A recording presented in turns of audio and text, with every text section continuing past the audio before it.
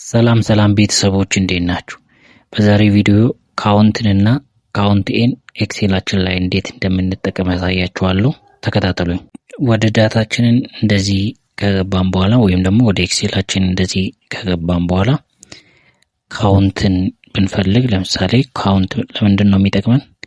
የቁጥሮቹን ብዛት ለማወቅ ነው ማለት ነው። ካውንትን የምንጠቀመው የቁጥሮችን ብዛት ለመለየት ወይም ደግሞ ለማወቅ ነው ማለት ነው። እሱንም ለማድረግ ምን እናደርጋለን? ኢኳል ብለን ካውንት እንላለን። ከዛ ራሱ ያመጣልናል። እንደዚህ ካመጣልን በኋላ እኛ የራሳችንን ዳታ ቶታሉን ሴሌክት እናደርግለታለን ማለት ነው። በዚህ መልኩ ሴሌክት ካደረግንለት በኋላ ብራኬቱን ስንዘጋ ኢንተር እንለዋለን። በዚህ መልኩ 180 ቁጥሮች አሉ ማለት ነው። እዚህ ውስጥ በብዛት ቁጥራቸው ወደ 183 የሚሆኑ ቁጥሮች አሉ ማለት ነው እዚህ ውስጥ። ስለዚህ በዚህ መልኩ የቁጥሩን ብዛት ማወቅ እንችላለን ማለት ነው።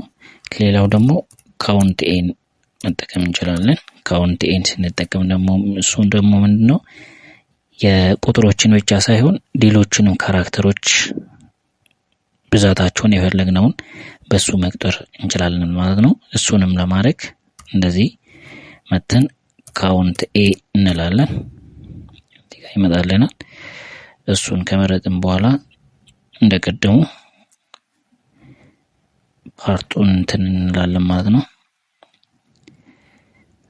እንመርጥለታለን ወይም ደግሞ ሴሌክት እናደርግለታለን ማለት ነው። ሴሌክት ካደረግን በኋላ እንደዚህ ብራኬቱን እንዘጋለን። ኢንተር ስንለው ወደ 360 የሚሆኑ የተለያዩ ካራክተሮች አለን ማለት ነው። በዚህ መልኩ ካውንት ኤን እና ካውንትን መጠቀም እንችላለን ኤክሴላችን ላይ።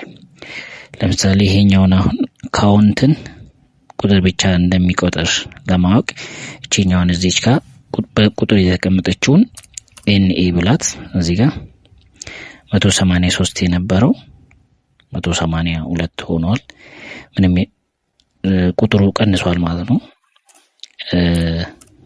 በቁጥር የነበረው ወደ ሌላ ካራክተር ስናዞረው 183 የነበረው ወደ 182 መጥቷል ማለት ነው። ቀደም ስንሰራ 183 የነበረው ካውንት ወይም የቁጥሩ ብዛት አሁን ቁጥርን በሌላ ካራክተር ስንተካው ወደ 182 መጥቷል። ካውንት ኤን አይታችሁ ከሆነ ግን ቀደም 360 ነበረ፣ አሁንም ደግሞ 360 ነው ማለት ነው። ስለዚህ እነዚህን ነገሮች ካውንትንና ካውንት ኤን በዚህ መልኩ ኤክሴላችን ላይ መጠቀም እንችላለን ማለት ነው። እንደዚህ አይነት እውቀቶችን ለማግኘት ቻናላችን ቀላቀሉ፣ ቤተሰብ ይሁኑ።